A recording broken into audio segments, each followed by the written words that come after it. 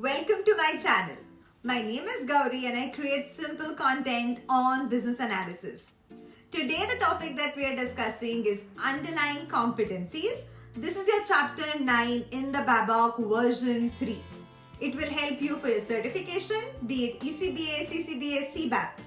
Or if you did not want to take any certification, this is going to help you enhance your knowledge. There are already some videos out there on the other underlying competencies, so feel free to check them out later. But for now, let's go ahead and understand what are the behavioral characteristics we need to have. So my name is Gauri, which you know through introduction. I am CCBS certified. I am techno-functional, which implies I also have certifications in a lot of other technical areas. So for this particular video, we're going to divide it out into a few items. When we talk about underlying competencies, we're talking about the behaviors we have, the characteristics we have, the knowledge and personal qualities as well. And these get divided into 6 underlying competencies. Analytical thinking and problem solving. There is already a video available out there on the channel which you would find. Behavioral characteristics. This is something that we will discuss today. Business knowledge coming soon. Communication skills coming soon. Interaction skills coming soon. Technology and tools coming soon. Keep watching this space for more. So in analytical thinking and problem solving, we will do a quick recap in case if you are low on time and just wanted to know what these are at a high level. So analytical thinking and problem solving comprises of creative thinking, learning, system thinking, visual thinking, conceptual thinking, problem solving, and decision making. This is, as I mentioned, already covered in another video. But the interesting topic for today is behavioral characteristics. Basically, these are skills or behaviors that allow us as business analysts to gain trust and respect of our stakeholders. So what do they comprise of? Behavioral characteristics are to display whether we have trustworthiness or not, whether we're able to organize our time well or not. So organization and time management, whether we have adaptability or not, whether we have personal accountability or not, whether our ethics are in place or not. These are in line with Babok version 3, so it can help you with your certification journey. Let's break these down one by one. So we're going to use 2 characters for this conversation for the video. Meet our new business analyst. This is Alicia and this is Jay. Both of them have newly joined onto our team. While they were working, let's talk about ethics that we are going to display. So we're going to use a small example to understand what ethics really implies in this particular context. This is my personal interpretation of what ethics could be. So Alicia was working on a new project, was having a conversation with Jay. Then suddenly the client called, implying that there was an error in the application. Alicia tried contacting the development team to understand what was wrong, and they told her that a requirement was missed out because of which there was an error in the application. This particular requirement was Alicia's responsibility. Let's see what happened next. So Alicia tried to find whether all the requirements were drafted in a specific way or not. She acknowledged her error and let the client know that the issue will be fixed. So what kind of ethics are we talking about in the current scenario?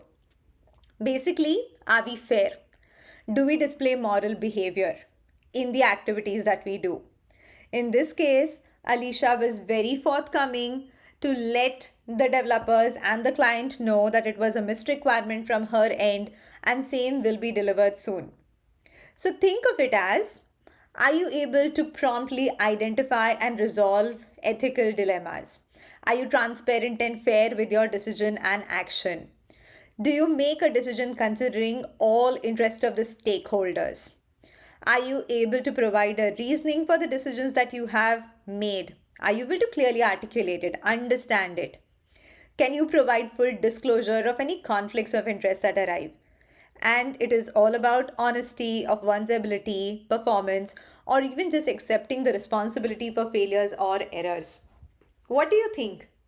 Did Alicia display all of this? Well, give it a thought. Personal accountability, another characteristic that is associated with our behavior. So Alicia also thought of taking some help from Jay, coordinating the work, and understanding how she could do better. Because she's still new, still learning, and Jay has been forthcoming to help her out. So, personal accountability involves planning our work. Are we able to achieve the targets and goals that have been set for delivering the value to our stakeholders? Are we able to meet expectations of stakeholders? So the work effort is planned, it can be articulated to others. The work is completed as planned or replanned in case we have some other reasoning that's available for it. Status of all the work is known, so we're being very transparent about it. The stakeholders are aware, so they feel that the work is organized. We are able to identify the different risks and issues that can arise out of it, and we are going to ensure that deliverables are trackable. So think of all this as your project planning, taking accountability for the deliverables, ensuring all goals are met. And Alicia is still learning about it. So let's see what's happening next. Well, it's been a few months now, and there is a big organization remodel happening at the client side. Our particular client, Nikki, over here, lets Alicia know of a big change that's going to happen in the organization, and which is to be highly confidential and not to be shared with anyone else unless made public. So, basically, trustworthiness is a perception that one is worth of trust. It is moreover just trying to quantify it also through a few attributes, right? So, are the stakeholders also involved in the discussions that we are making, in the decision making that we are taking? Do the stakeholders bring their issues and concerns to the BA? Are the stakeholders willing to discuss difficult conversational topics? The stakeholders do not blame the BAs for the problems coming in. And the stakeholders are able to rely on the BA's ideas, are able to respond with positive feedback. In this particular example, Nikki, the client, was comfortable sharing confidential information with Alicia, which showed a sense of trustworthiness. Well, we are progressing. So how about organization and time management?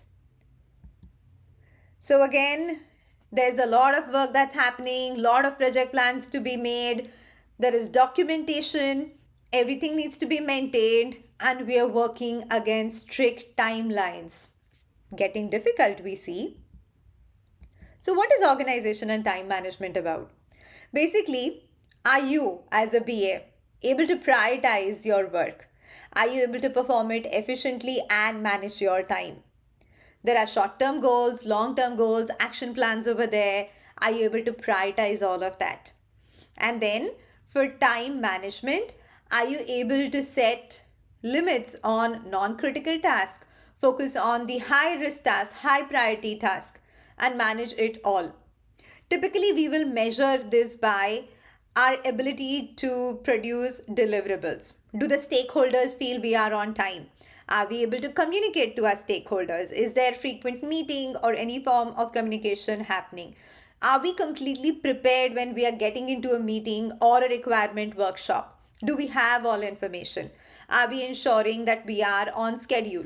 Are we providing accurate information in a very logical manner and maintain up-to-date information about all the work items over there?